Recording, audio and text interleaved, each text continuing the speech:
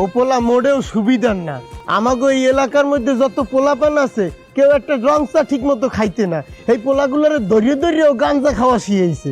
আপনি একদিন সন্ধ্যার পরে আইয়েন এলাকার মধ্যে, দেখবেন গাঞ্জার গন্ধের চোটে টেহা যায় না। হ্যাঁ, আর এই আসরের নায়ক কেটা জানেন? কে? নায়ক সেলিম। ধন্যবাদ আঙ্কেল। দেশে গিট লাগাইয়া চাকরি করবা না, দেখবো না চাকরি কেমনে পাও। এই সেলিম ছেলেটা কেমন?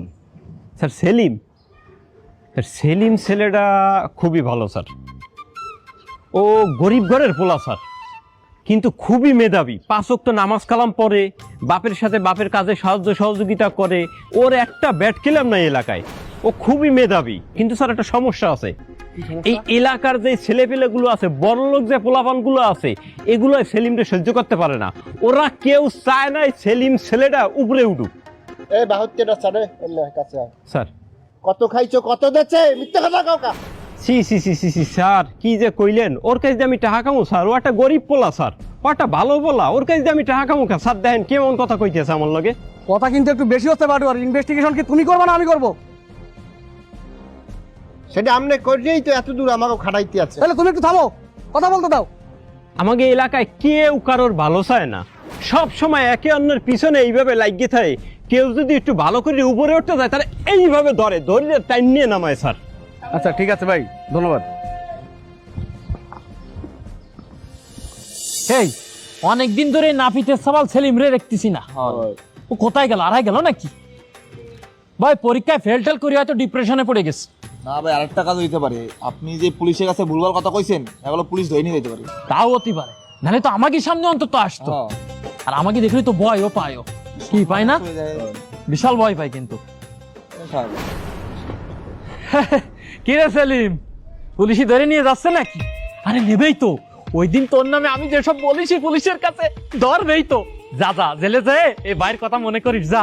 এই সম্মানের সহিত কথা বলেন। কি পুলিশে ধরে নিয়ে যাচ্ছে? কি কাকে কি বলেন? কাকে কি বলি মানে? সেলিম রে বলি। আবার সেলিম? এই আপনি কতবার বললে বুঝবেন যে স্যার বলতে হবে? আমাদের নতুন ম্যাজিস্ট্রেট স্যার, স্যার বলুন।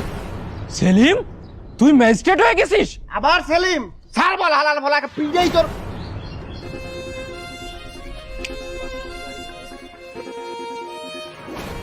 স্যার আমি ভালো হয়ে গেছি, আবার স্কুলে ভর্তি হয়েছি।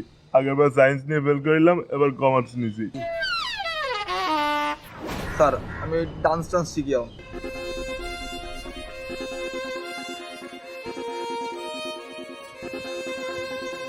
তুই তো আইএ কয়বার ফেল করছস? 5 বার। তুই আবার আইএ পরীক্ষা দিবি। এবার যদি তুই আইএ পরীক্ষা দাও, তুই এবার আইএ পাস করবি, বুঝছো? কি করে? তোর মাথার মধ্যে যখন গড়বে না নাপিতের পোলা ম্যাজিস্ট্রেট হয়ে গেছে, সেইকালে অহংকারের ঠেলায় তুই পাস করবি। কথা মনে থাকবে তোর?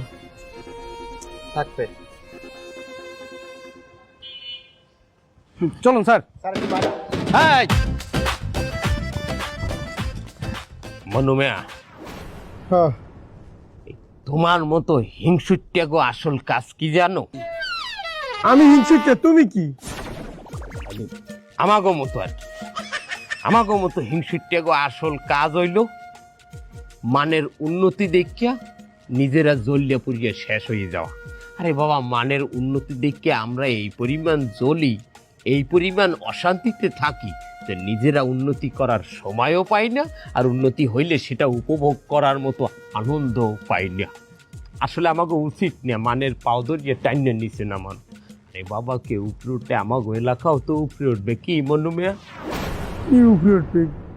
হ্যাঁ, আসলে আমাকেও দোষ। তোমার তো মনে হয় যে এখনো কোনো অনুশোচনা যায় না তোমার কথার মধ্যে। কাষ্টিয়া মনু কাষ্টিয়াই এত। না, তুমি ঠিকই কইছো। আসলে আমাকে জন্য কত যে সেলিম এরম জড়িয়ে গেছে। ওই বাবু, কত সেলিম দাঁড়িয়ে গেছে। মনে মনে তো কাও, আয় সেলিম, তোর মতো সেলিম আমি আবার সামনে ঘের দিম। আমার কাষ্টিয়া